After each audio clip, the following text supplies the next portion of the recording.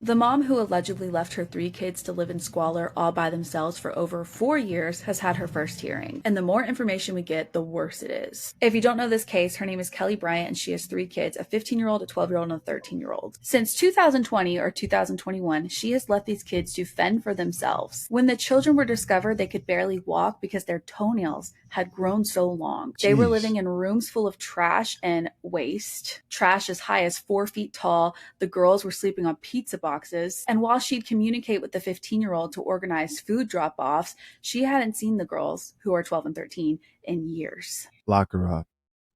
Lock her up. She really only communicated with the 15-year-old boy, and what's so sad is in the kids' phones, she was titled World Greatest Mom. In her phone, they were labeled Oldest, Kid 1, and Kid 2. So in the hearing, multiple people testified as to what happened. So over all these years, Kelly was making payments to a landlord every single month for her rent. All of a sudden, for months, Kelly stops paying and the landlord never hears from her. And so the landlord calls in a welfare check. So the police come one day and they knock on the door. No one answers. They leave. Well, the next day, the landlord meets them there with the locksmith to unlock the doors to let them in to see what's going on. When they walk in, they immediately see the most disgusting place they have ever walked into. They said they had never walked into a home that smelled that bad that did not have a body in it. So the officer, he's walking around, all of a sudden he hears crying. So he realizes, okay, someone's here, and he finds the oldest child. The 12 and 13-year-old girls didn't come out until the 15-year-old boy called for them and said, like, hey, it's safe, you can come out now. And that is when they were immediately taken to a hospital. A doctor saw them. That doctor talks about how they didn't know how to brush their teeth. Their hair was matted. They didn't ever wash their hair. There was blood all in the sink after they brushed their teeth. One of the girls could barely hold her head up, and the doctor believes that she may have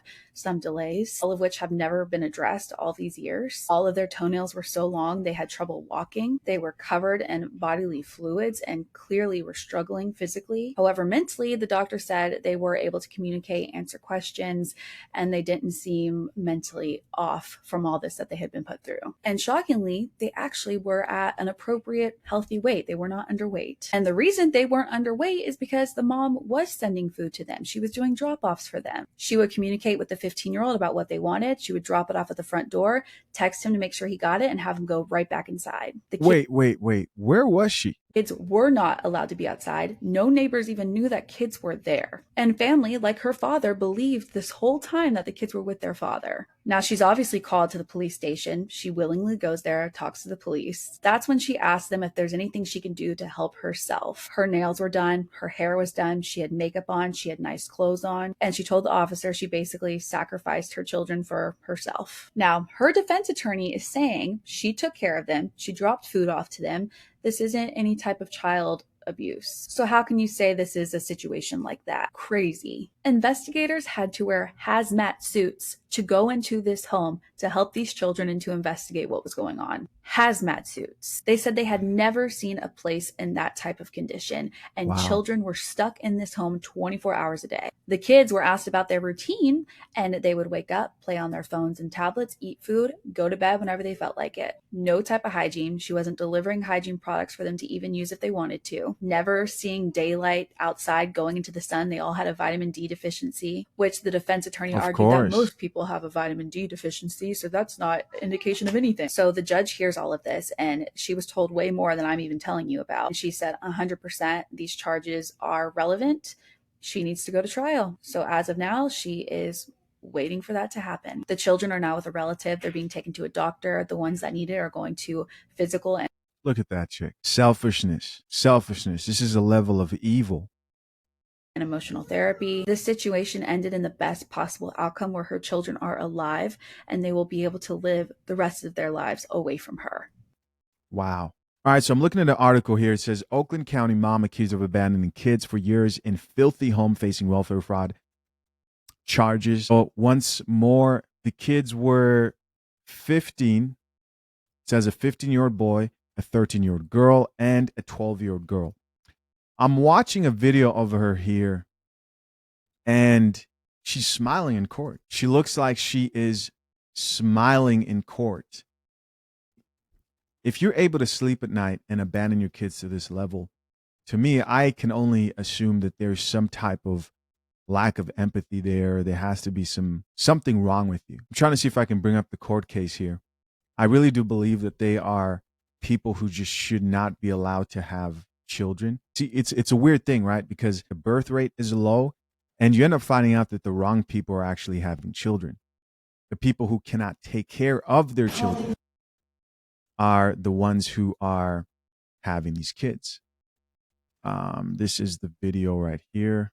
People versus Kelly Bryant, the case number 250216F1, also case number 250310F1. Says deputy recalls horrific condition, foul odor at Oakland County home where abandoned kids were found. 4 years with no cleaning, no doubt there to clean. I can only imagine the type of environment those kids were subjected to. Young children should not have to fend for themselves in this way. She needs to face some serious jail time, if you ask me. This is disgusting. And the fact that she's here smiling seems like she's not taking this whole court case very seriously. She should go to jail. I mean, she should go to jail regardless. But now I think people want to see her be sad. First, that Kelly Bryant is the mother of the named victims and that she had custody over them. That's correct. Second, that all the three named victims are under the age of 18. That is also correct.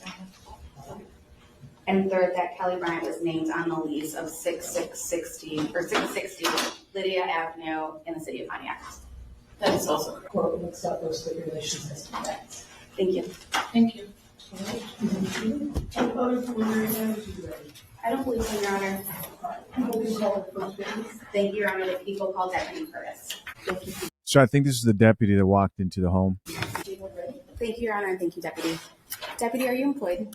Yes. Where are you employed? Oakland County You Sheriff's have to put his Office. name on the record, spell the last name. Oh, I apologize. Could you state and spell your name?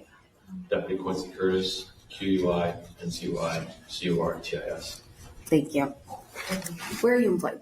Oakland County Sheriff's Office, Pontiac Substation. And how long have you been in the Pontiac substation? Just under 6 years. And what's your current position there? Patrol deputy.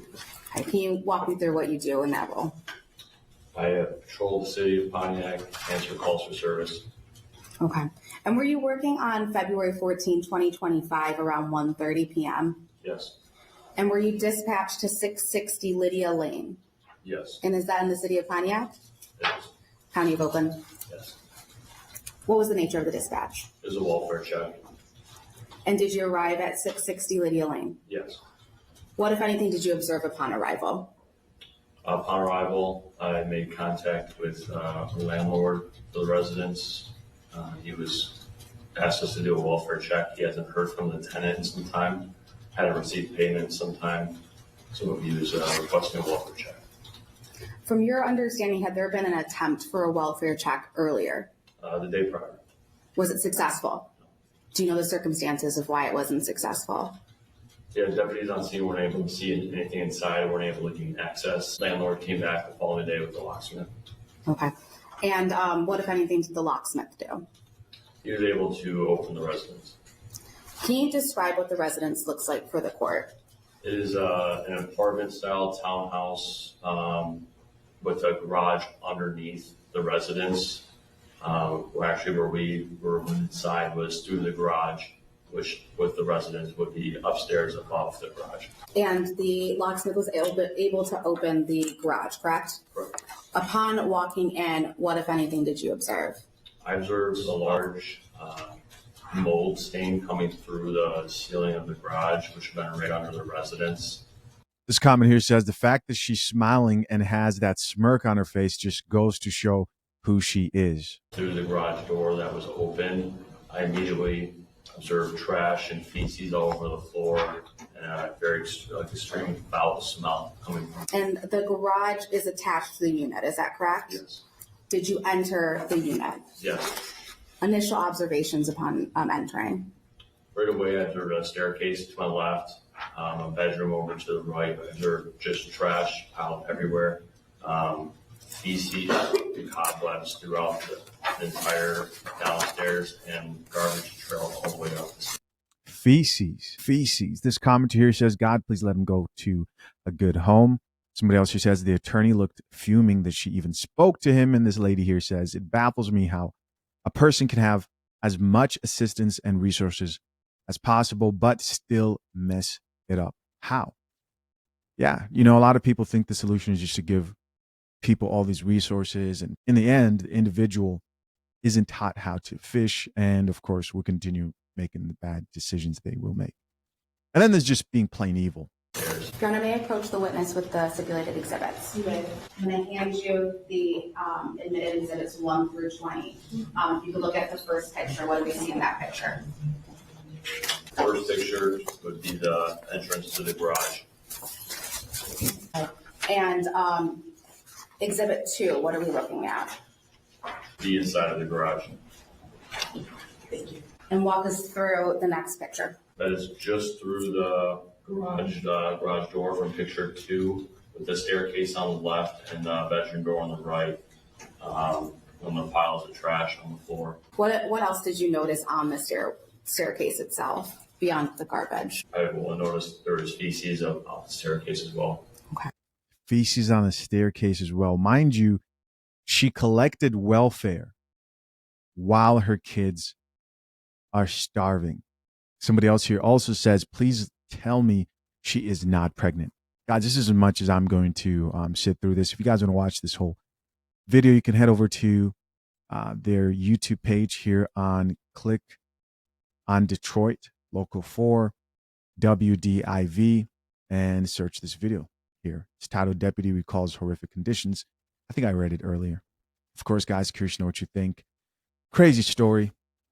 Listen, to my currently engaged or soon to be married men, or you may be a man who plans to propose soon, remember, if you need a prenup but don't know where to start, head over to fathershaverights.com. Our guide shows you how before you hire an attorney. Appreciate you. Till next time, I'm out. Peace.